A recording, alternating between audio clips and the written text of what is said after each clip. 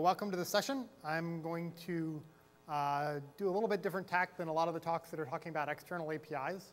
What I'm going to talk about is a lot of the underlying hardware and distributed systems infrastructure that sort of lies underneath a bunch of our products at Google. So this is kind of a behind-the-scenes look at some of the systems we've built that try to make it easier for us to build all the different products that we do. Obviously, the end goal is to produce products that are useful for users. And I'm not talking so much about that. What I'm talking today about is the distributed systems infrastructure and the underlying hardware that sit underneath all those products and hopefully give you a flavor of what's going on behind the scenes. So people probably already know this. I like this mission statement because it means we never really run out of anything to do. And there's always plenty of fun things to work on. So one question is, if we're really trying to organize all the information in the world, how much information is there? So you all know we do web search.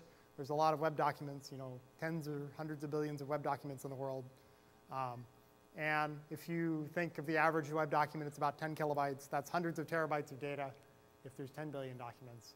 And then there's all the other kinds of information in the world, especially electronic information like email, various files you have on your computer, various closed databases that aren't easily searched in public, but maybe should be restricted to a limited group. There's all the broadcast media. There's printed newspapers and magazines and books and so on. So although we started out as a web search company, we always had bigger goals of taking all these different kinds of pieces of information and making it easy to search them and organize them and find what you need. So we started with the web. We added various kinds of document formats and images, commercial data.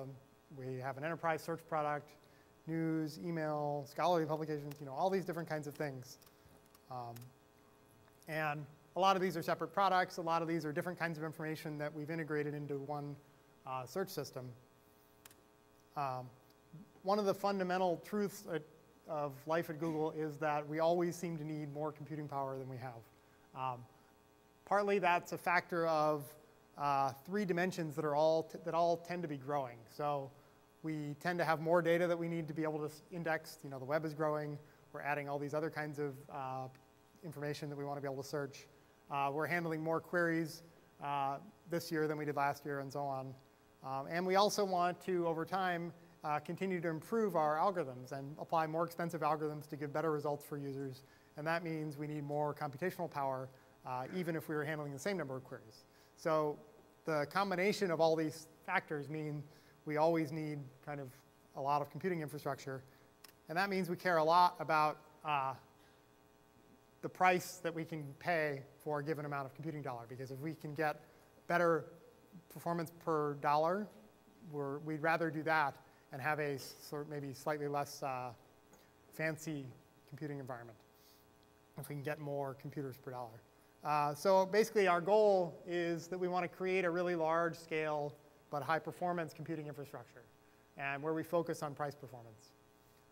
This basically enables us to build better products because we can effectively throw more computation, more disks, more network bandwidth, and so on at solving the various problems that we face in building products. And that means our queries can be faster. We can iterate more quickly on product development cycles. We can update our index more often, all these kinds of things. So let me talk a little bit about the underlying hardware platform, which has, as you might expect, evolved over time. But our basic design philosophy is that we want to buy as many sort of commodity class PCs as we can, because those machines are where you get the best price performance. It's where sort of the whole economies of scale for the volume market of everyone buying machines under their desktop gives you really great low-cost PCs that are very high performance these days. It's true you could get an individual machine that would be a lot faster if you were willing to pay a lot more, or you could get nice features like maybe redundant power supplies or rated disks or things like that that make the machine perhaps a bit more reliable.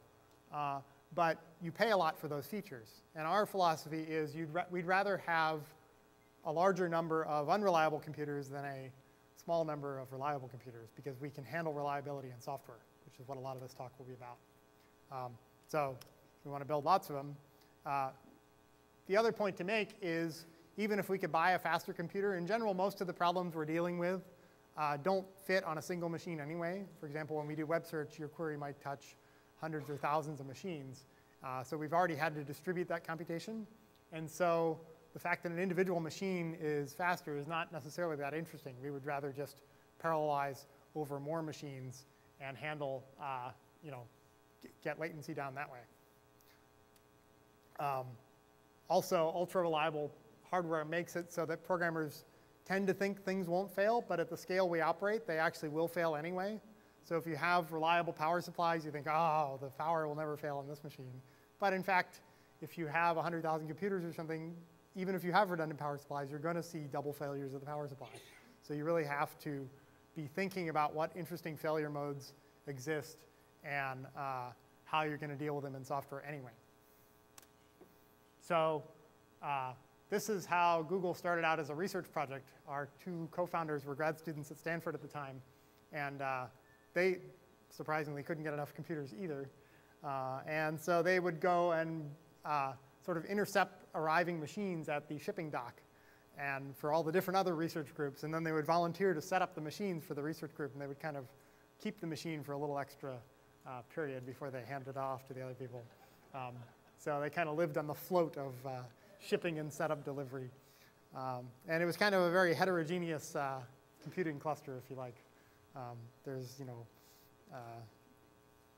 all kinds of different processors in there and crazy disks.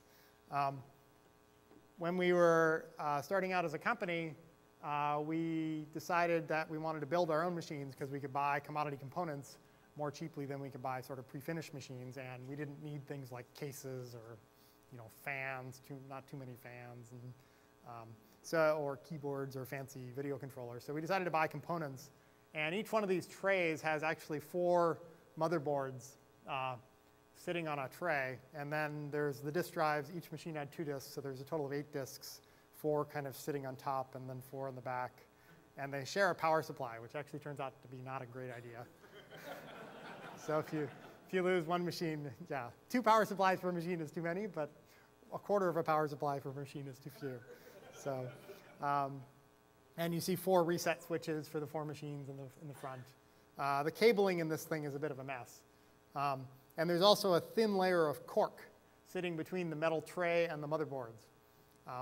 And so these machines worked. They weren't the most reliable things in the world. They're affectionately known as the cork boards. You'd always worry a little bit more if the machines you got assigned were the cork boards. But it worked. Eventually, we decided, though, that cork was perhaps not an integral part of computer architecture, and decided to move to and we learned a lot about cabling. You notice the cables are a lot better. There's actually just Ethernet and power on the front of each of these machines. And they have cases.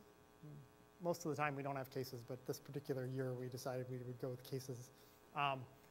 At this time, we were basically leasing lots of space in other people's data centers. And they tended not to think of people packing machines as densely as we did. And so they budgeted a certain amount of cooling. So we had to actually help them out a little bit with a fan that we bought at Target.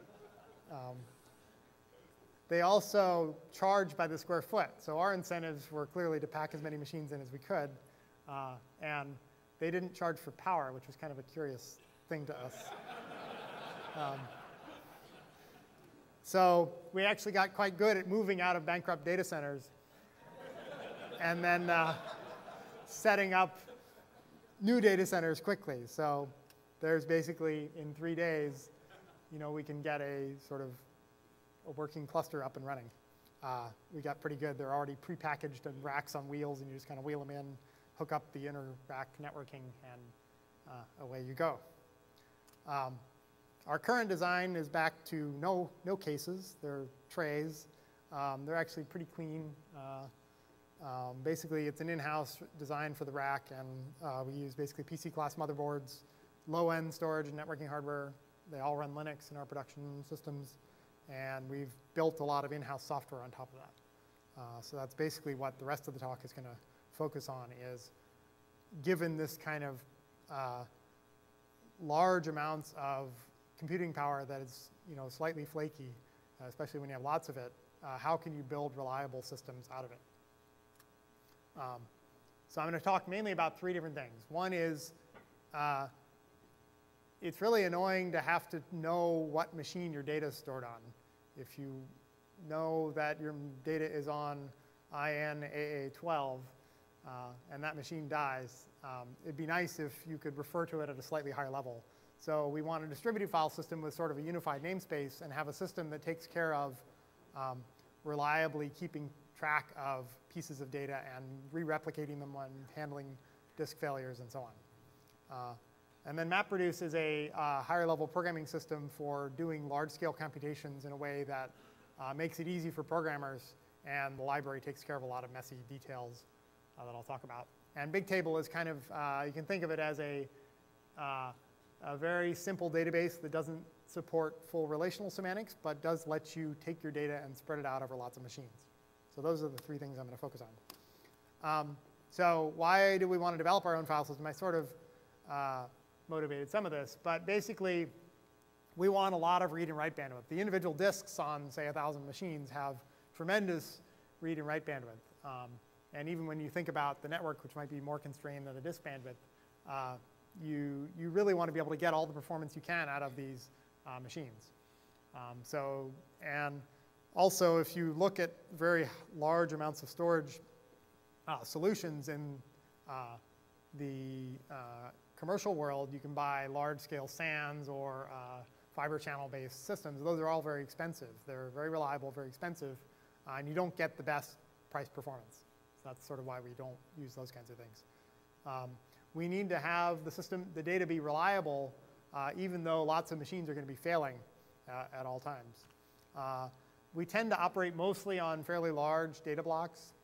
So we sort of optimize our file system and its implementation for sort of large streaming writes and sort of small reads, but not small random writes. And we basically need this to be efficient. One thing that kind of helps us a lot is we basically control the applications we're writing that need to talk to this file system, and the libraries and the operating system to some extent, although actually all of our file system stuff is just a bunch of processes running on a bunch of Linux machines. It's not built into the kernels at all. But basically, we can have a little client library and have whatever file system interface we want. So we have a little class called file that has kind of the expected operations like read and write and open and so on. But we don't have to support, say, POSIX semantics exactly if we decide we don't want to support some feature. So the system we came up with a while ago, this is sort of 5 or so years ago that we started this project, basically has a split in responsibility. There's a master that is responsible for maintaining all the metadata, like the file names in the system.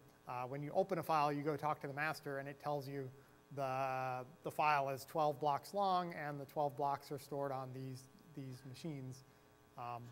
And then all the actual data transfer is, all the data lives on what we call chunk servers, which serve chunks of the file. We break them into pretty big chunks. I said we were optimizing for large size files. So we have 64 megabyte chunks. We take each of those chunks and we replicate it across multiple machines for reliability. So if one of those disks crashes, we typically replicate 3 ways. So if one disk crashes, we've lost a bunch of chunks, but each of those other chunks has replicas on at least 2 other machines. And the master kind of in the background notices this and says, oh, this chunk is down to 2 replicas. Let me select a location for a 3rd replica and start cloning that chunk. It's also important to note that the data transfer of the actual file contents happens directly between the client library and the chunk server, so it doesn't go through the master. So we can get really large amounts of read and write bandwidth here by having 1,000 clients talking to 1,000 chunk servers. So these are just some stats. We have clusters as large as 5,000 chunk servers. We sometimes have 10,000 clients talking to a large file system. A lot of these file systems have a lot of disk storage in them, and they get pretty good read and write bandwidth. OK, so now that we're able to sort of reliably store data and have a sort of working file system, what do we want to be able to do? Well, one thing we want to be able to do is to take the data we've stored in it. Let's say we've crawled a bunch of web documents, and now we want to run some computation on those crawled contents. Maybe we want to count how often every word occurs. Or maybe we want to do something more complicated, like run a bunch of passes over the documents and then eventually build an inverted index for serving our queries. So MapReduce is basically a programming model and library that simplify large-scale computations. And the other thing that I'll talk about after that is BigTable, which is a database-like model, but we spread data out over lots of machines. So MapReduce, let's just get right into it.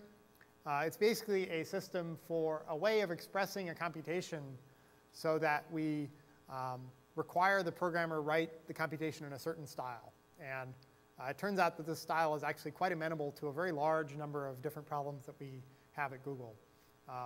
You think of it as writing two different functions. One is a map function. So you have a collection of data that's broken up into records of some kind. Like each crawled document would be a record mapping the URL of the document to the contents of that page as we crawled it. The user writes a map function which extracts the relevant information, basically processes that record and decides what information they want to extract from that, and then emits it under an intermediate key and value. And the reduce phase, the user supplies a reduce function that specifies how data with the same key is supposed to be combined. So a simple thing might be you add up all the values for the same key and produce counts. Another thing might be you concatenate it all together and produce an inverted index. Once you start thinking about problems in this style, it turns out you can actually express a very large number of computations in this style. And the nice thing is we have an underlying library that then takes care of a lot of really annoying details when you're running on kind of lots of machines and unreliable hardware.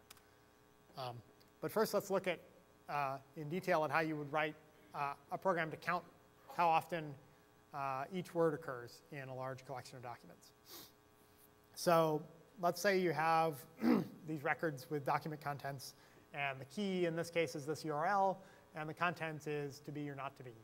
So your map function that you'd write would break this, tokenize this in some way, and emit 2, 1, b, 1, or 1. If you wanted to be fancy, you can emit 2, 2, because there's 2 occurrences of the word 2.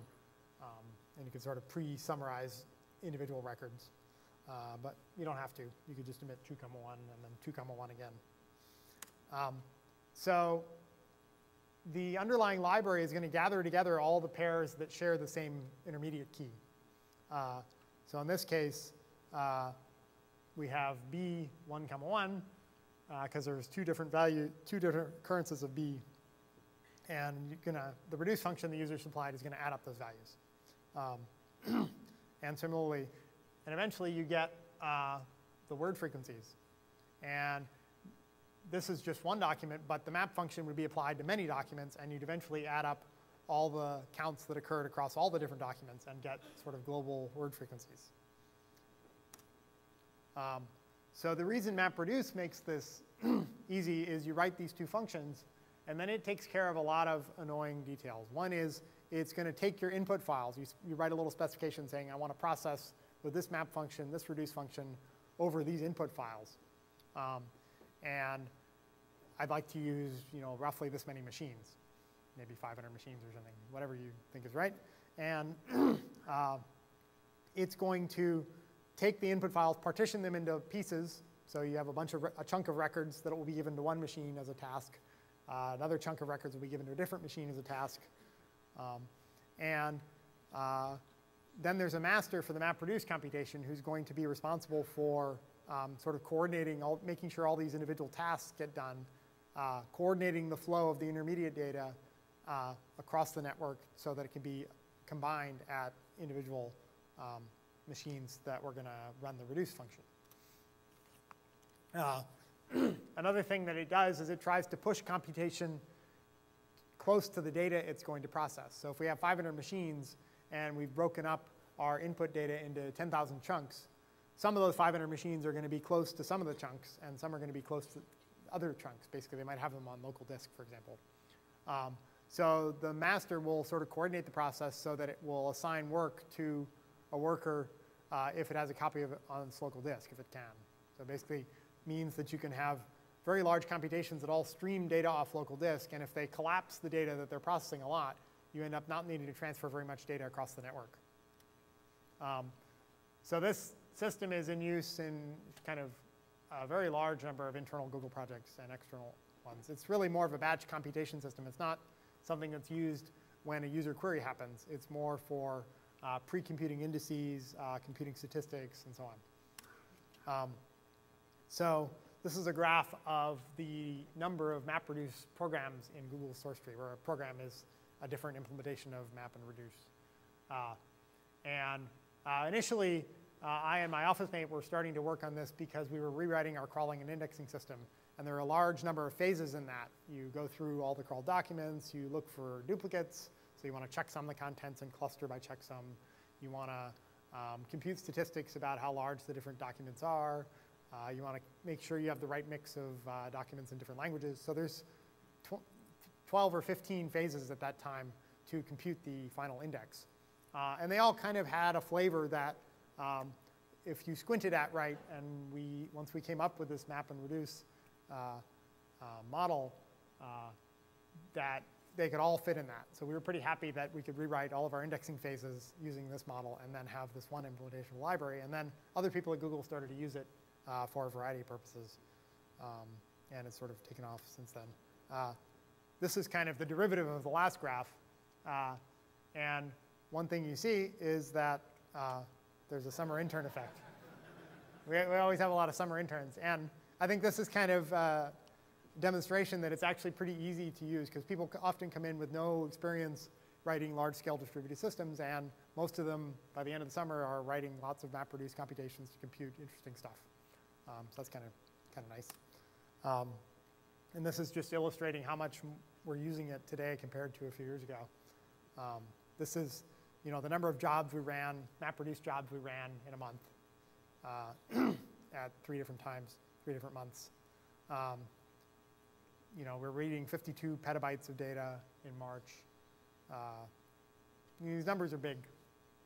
So one benefit of using this underlying library is that you can put a lot of effort into tuning the performance of that library. You can make sure that it has a really good sorting function, that it transfers data over the network efficiently, that it deals with locality optimization.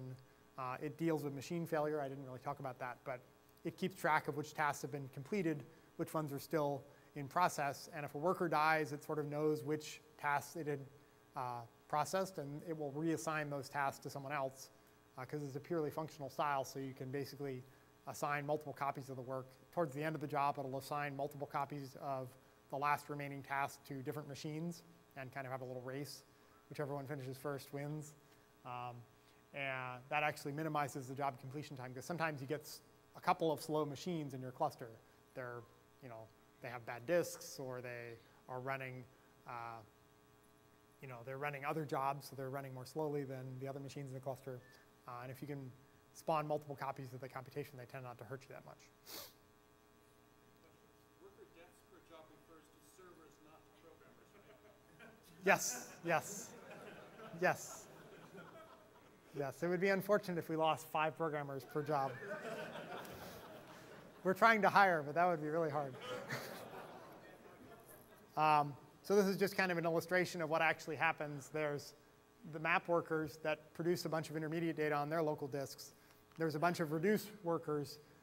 We allow the user to partition the reduce keys by a partitioning function that they specify if they want. So you can get multiple parallelism across the reduce computation as well. So in this case, we partition the reduce computation across 3 machines. So all the data for one of the keys will go to one of those machines, but all the data for a different key might go to a different one. And then it basically gets shuffled across the network, and then the reduce function is applied. Another benefit is you can have pretty or not so pretty status pages. So this is kind of what you see as you're running your computation. We started out, we have 323 workers assigned in the upper left there. Our map tasks, we've broken the input up into 13,853 map tasks.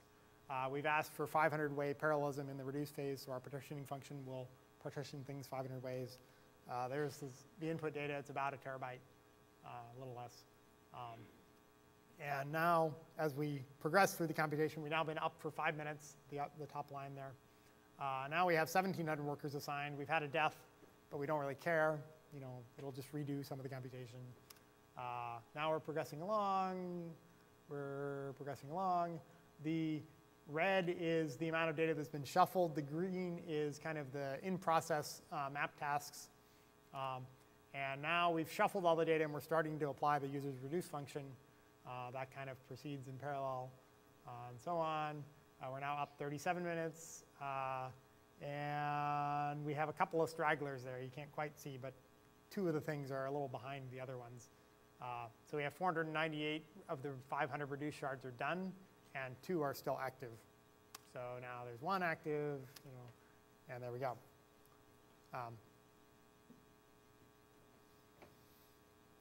So I'm going to skip this, but basically there's a bunch of things under the cover. There's a paper about this you can read if you want.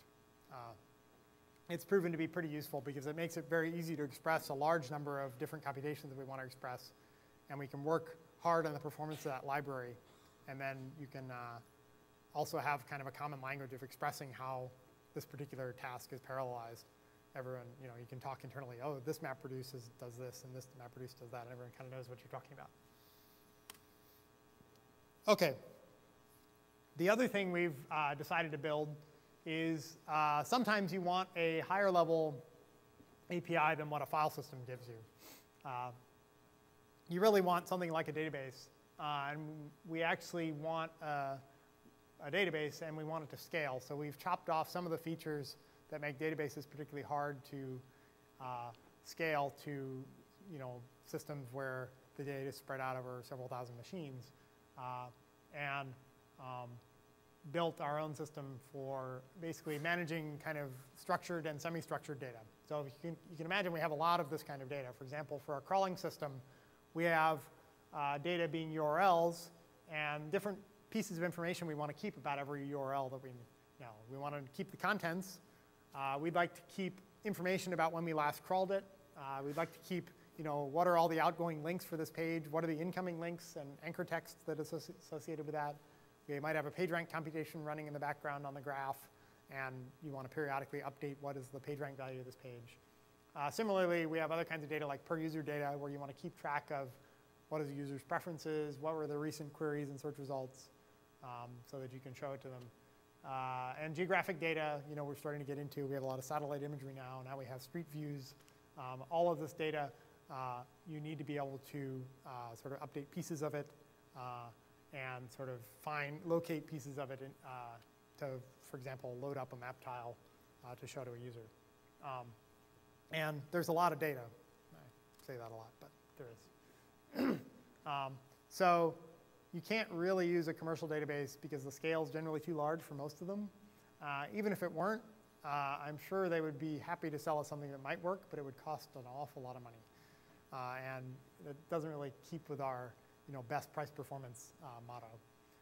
So that also means that if we build the system internally, we can apply it to a large number of projects, whereas if you bought a commercial database and you wanted to use it for a different project now, and with different hardware, you now need to pay more licensing fees and so on.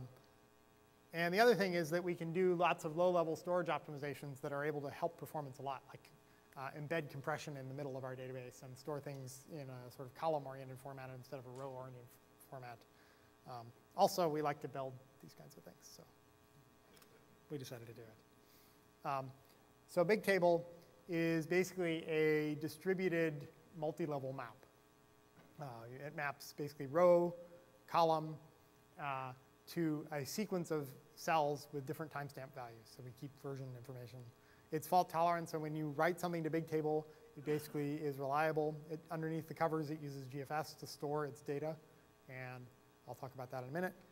It's basically scalable, so we have 1,000 BigTable cells, which are a set of machines responsible for managing one or more tables. We have cells that are as large as several thousand machines, and they often keep many terabytes of data in memory and petabytes of data on disk. And we often get millions of reads or writes per second. And we also support fairly efficient scans over the data.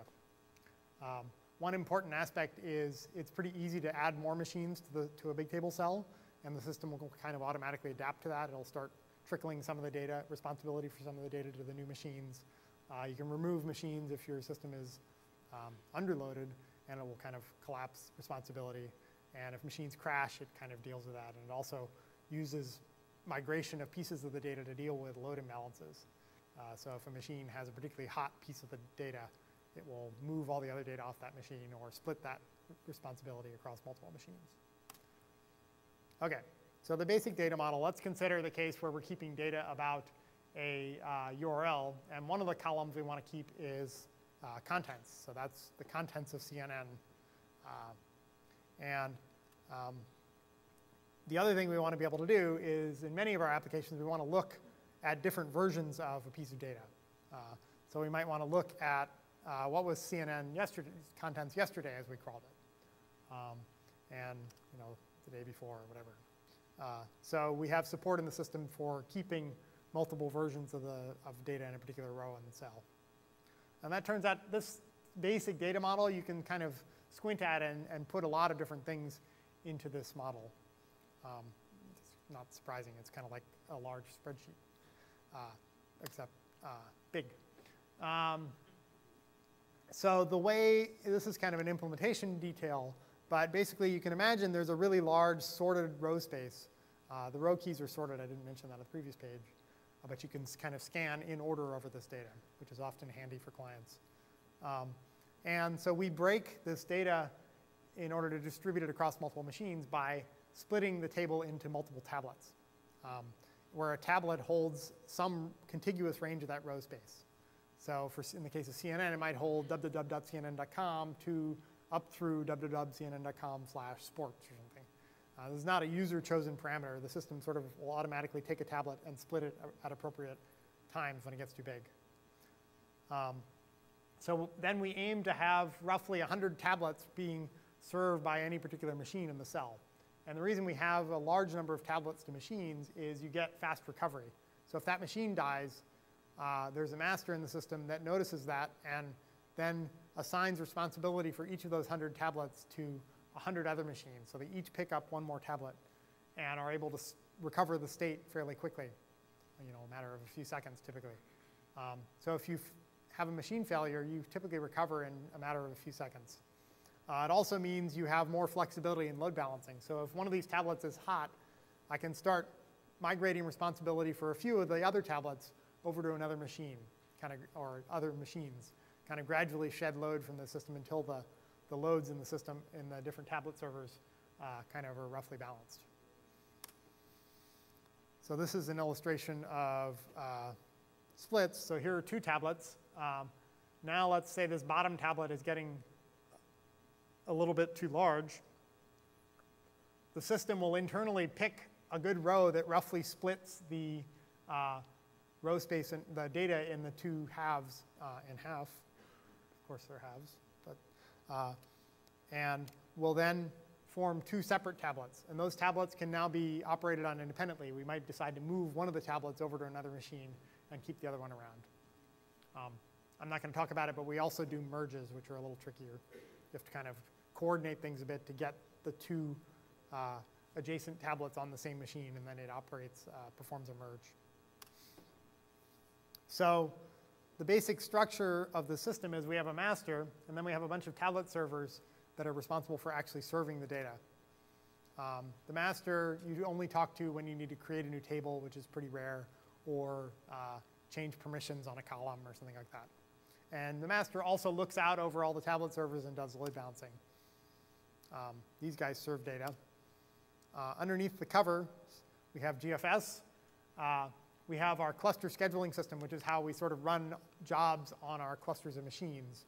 You basically don't say, I want to run on this machine. You say, I want to run this job, which has 100 tasks, each of which is a separate Linux process.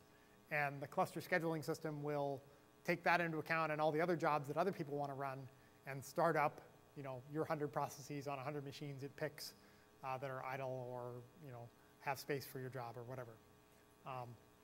And then we also have a lock service that is a centrally managed service, so we can grab a lock, a distributed lock when we want to have responsibility for a particular tablet be assigned to a particular machine. It grabs a lock, and that lock is persistent as long as that machine is alive. And if it times out after 15 seconds and hasn't renewed its lease on that lock, then basically someone else will be able to grab that lock. So the cluster scheduling system handles failover and monitoring. GFS actually holds the tablet data and the mutation logs as we apply mutations in the system. The lock service holds metadata and also handles master election for the master. And then we have a client library. Again, we control the application, so we link a small client library into applications that want to use BigTable, and then we can put some of the logic of how operations are performed in the client library. So when you open a table, you go to the lock service. When you read and write, you go there. When you do metadata operations, you go there. OK, let me briefly touch on how a tablet is represented. So basically, it has several pieces of state. There's a mutation log, which is basically a file in GFS. When an update comes in, it gets appended to this log. And once that's been committed to disk, or to GFS, which is maybe not your machine's local disk, but distributed across the cluster, then we also put a copy of it in another data structure in memory, so that we have random access to this. So if a read comes in for a piece of data, we can look in that in-memory buffer for that. And we also have a bunch of immutable, not mutable files on disk that represent state of the tablet up to a certain point in the log. So some reads will come through and maybe need to look in one of those files. Some may come through and need to look in lots of them. We also allow the ability to say that this particular column or set of columns should be mapped into memory. So then you don't incur a disk seek for that data. And we also have a cache for things that aren't explicitly mapped into memory. When this in-memory state fills up, eventually you run out of memory, and you need to compact that into an on-disk data structure. So eventually we'll take the data that's in the in-memory buffer, which represents the tail of the log we haven't yet put into a file on disk. We'll then write a new SS table file that is in a sequence of files that represent the state, and then we can clear our in-memory state and continue. So there's two kinds of these compactions. One is a minor one. When the in-memory state fills up, we pick the tablet with the most data and write its contents out to disk into an immutable file. The other thing is periodically you get a large number of these files accumulating, and you periodically want to take a bunch of them, merge them together, apply to various deletions, and write a new version of the file that represents the merged state of those files. And that's what we call a major compaction. And so that's kind of the state of a tablet. And remember, an individual tablet server is responsible for about 100 of these. You might have 100,000 tablets in the system. We also allow you to segregate some columns from other columns on disk and actually write them into separate files. So for example, in the CNN example, we have the contents column, which has the actual HTML contents of that. And that's pretty big for each individual page. And then we also have a couple of very small fields, like what's the language that we've detected for this content, and what is the PageRank value of this page, which are 4 bytes each or something. So often we want to be able to scan over just maybe the language and the PageRank and not worry about the contents. It's nice if we can segregate that data out so that we scan over data proportional to the size of the language and PageRank columns and not have to read over the contents in that case. So we allow the user to specify control over which columns go in which locality groups, which is kind of handy. And let's see, the status is this is also a pretty heavily used system. It's kind of, most internal projects are now moving to use this as opposed to using raw GFS files, because again, this system has had a lot of tuning done on it. If you want to do lots of small updates, it kind of does the right thing in terms of appending to this mutation log and then periodically doing large streaming writes to disk when the in-memory buffer fills up, and you don't have to worry about managing that yourself. It's used for a lot of sort of internal pre-processing kinds of things. So all the satellite imagery for Google Earth is processed in there. We dump different raw satellite provider dumps into a big table where the key is basically a lat long kind of key. And then we have a bunch of map productions that process this data and produce the final aggregated version where you have, those algorithms are basically looking at what's the highest quality imagery we have for this particular spot, when we have several providers, that kind of thing. And then it's also used for a variety of serving things. So where you're actually responding to user-facing requests and you have a lot of low latency requirements. You want to be able to map certain data into memory to reduce the request time, that kind of thing. So it's used in a variety of ways. And on top of all this is a variety of lots of products. So one of the nice things I think that all this infrastructure provides is that we have lots of interesting data and lots of computational power. And it's nice that it's not super easy to use, but it's pretty easy to use. So for example, summer interns can come in and write lots of map productions that process interesting data sets and do interesting things with it, which is kind of fun. I think one of the other things that is really nice about working at Google is the range of problems that we work on. A lot of these things that I've talked about are distributed systems and computing hardware and networking kinds of things. But on top of that, there's problems in lots of higher level algorithmic things, machine learning, information retrieval, programming languages, statistics, product design, mechanical engineering, even below the hardware. And I think that span of things is what makes it really fun environment to be in. One of the things we tend to believe is that you want to have small teams doing things. And some of this infrastructure helps make that possible because they don't have to build a lot of the complicated infrastructure that some of these systems provide. And they can instead use it to build interesting new products or interesting new features or demonstrations of things without too much effort. So that's what I have. There's a bunch of papers. If you go to labs.google.com/papers or look at my homepage, there's a bunch of papers about this and other kinds of things. At this point, I'll take questions. Can you use the microphone, please? I think they're trying to record this. So the question is, what flavors of Linux are we using? We have a variety of different kernels, not too many different ones, because we like to qualify them pretty rigorously and then roll them out. We have some machines that are running 2.4 and some machines that are running variants of 2.6. So, but basically, once we find a kernel that seems to work for us, we kind of stick with it because it's actually a lot of effort to upgrade all of our machines to different kernels. Do you do destructive testing, like at a data center level for natural disasters, that kind of thing, to make sure you guys can recover in the event of failures there? Yes, so the question is, do we purposely destroy things and see what happens? And the answer is definitely yes. So for example, on our query serving system, we have a battery of tests that we like to go through. Maybe we'll take a data center offline and run a huge amount of load through it, much more load than we expect it to actually serve in real life, and see what happens, make sure that it sort of degrades gracefully. We'll do things like kill network switches and see what happens when a whole rack of machines drops out.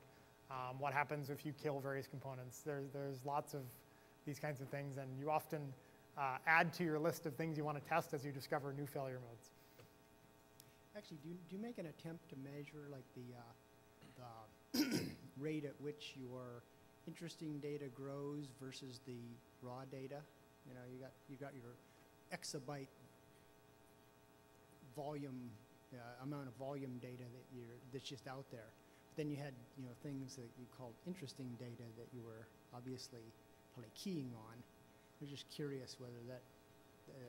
So I think the question is, there's a lot of raw data that requires computation to turn it into interesting data.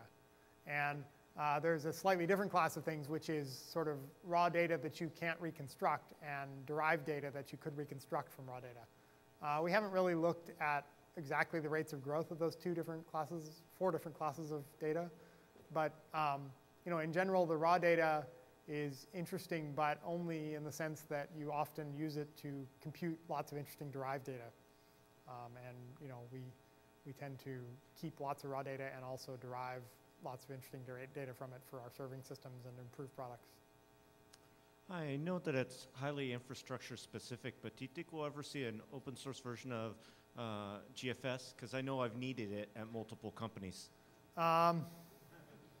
Yeah, so the question is, will we see an open source version of GFS? There have been some discussions about it. It's slightly tied to our computing infrastructure, which would make it somewhat difficult to open source, because once you try to open source it, you kind of start pulling on the tendrils of it, and you start pulling more and more pieces of it.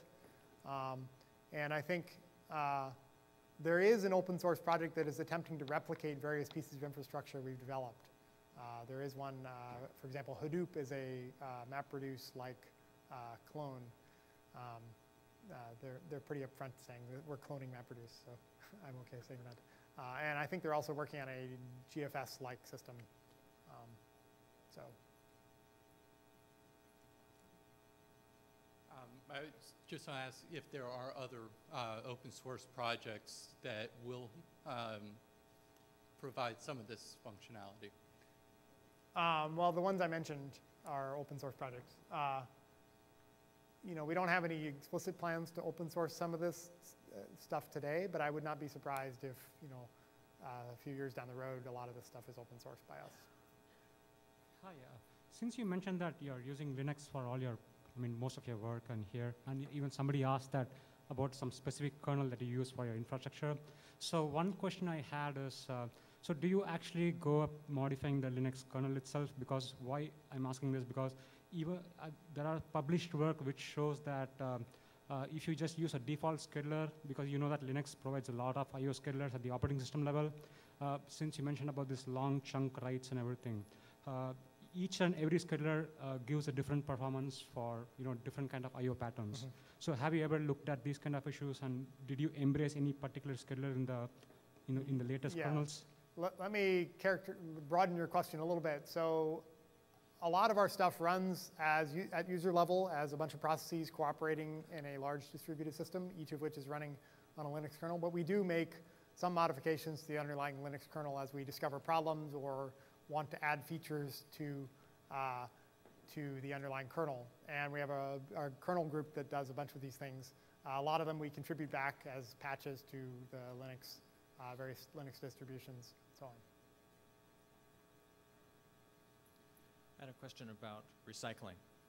You mentioned that you go through a few 100,000 servers and you kind of count on hardware failure at a pretty reasonable rate since you use commodity hardware. That makes Google one of the largest consumers of computer hardware around.